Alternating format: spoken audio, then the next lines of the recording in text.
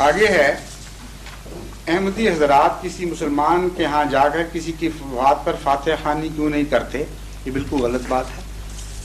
احمدی مسلمان ہر مسلمان کی وفات پر اظہار ہمدردی کرتے ہیں، ان کے گھر جاتے ہیں، ان کے لیے دعا کرتے ہیں، اور مسلمان دوسرے مسلمانوں کی، جن کی میں بات کر رہا ہوں، غیر احمدی مسلمانوں کی، ان کی قبروں پر دعا کرتے ہیں۔ اور ایک ادنا سا فتویٰ بھی جماعت احمدیہ کا اس کے خلاف نہیں ہے، بالکل جھوٹا الزام ہے۔ فاتحہ خوانی جس کو آپ کہتے ہیں، ہمیں اس فاتحہ خوانی کے لفظ سے صرف اختلاف ہے۔ فاتحہ خوانی کی اصطلاح حضرت صلی اللہ علیہ وآلہ وسلم یا خلفائے راشدین کے زمانے میں کہیں نہیں ملتی۔ ایک بھی حدیث آپ نہیں پیش کر سکتے یا قرآن کی آیت جس سے یہ ثابت ہو کہ مسلمان قرون اولا کے مسلمان دوسروں کے گھر جا کر جس کے ہاں وفات ہو یوں کر کے ہاتھ اٹھا کر فاتحہ پڑھا کرتے تھے۔ ایک حدیث دکھائیے جس سے یہ پتہ چل جائے کہ حضرت صلی اللہ علیہ وسلم کے وصال کے موقع پر کسی صحابی نے فاتحہ خوانی کی۔ ہم صرف یہ آپ کو سمجھاتے ہیں کہ اسلام میں نئی رسمیں نہ چلائیں، ہمیں حضور اکرم صلی اللہ علیہ وسلم کا دین کافی ہے۔ اسلام وہی حسین اسلام ہے جو سنت سے ثابت ہو، اس سے جب باہر قدم رکھیں گے تو رسم و رواج میں پڑ جائیں گے۔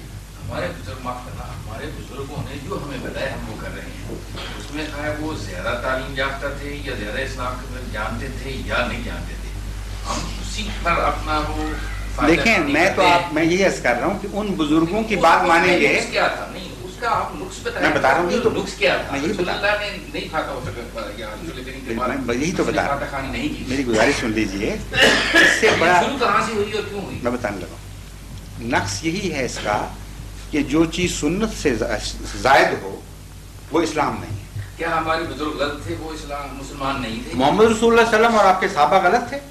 نہیں، اچھی بات کرتے ہیں۔ بعد جب یہ ہندوستان میں اسلام پھیلا، میں بتا رہا ہوں کہ جو رسمیں بعد میں داخل ہوتی ہیں مذاہب میں، کیا یہ رسم ہے؟ ہاں رسم ہے۔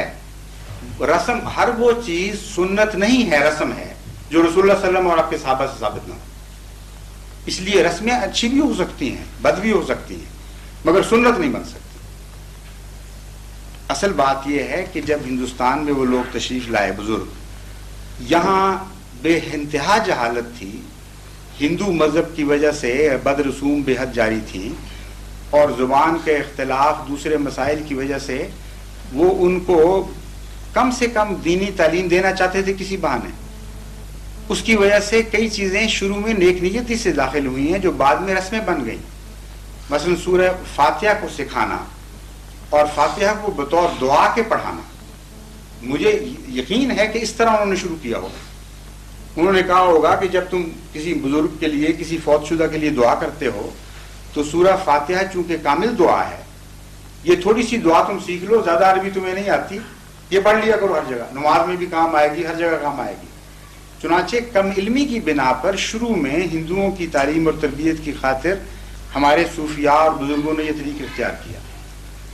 جب اسلام زیادہ پھیل گیا، جب اسلامی تعلیم عام اور روشن ہو گئی، تو ضروری تھا کہ ان کو سنت کی طرف واپس لے جاتے، اور یہی کوشش ہم کر رہے ہیں، اس کے سوا کچھ نہیں کر رہے۔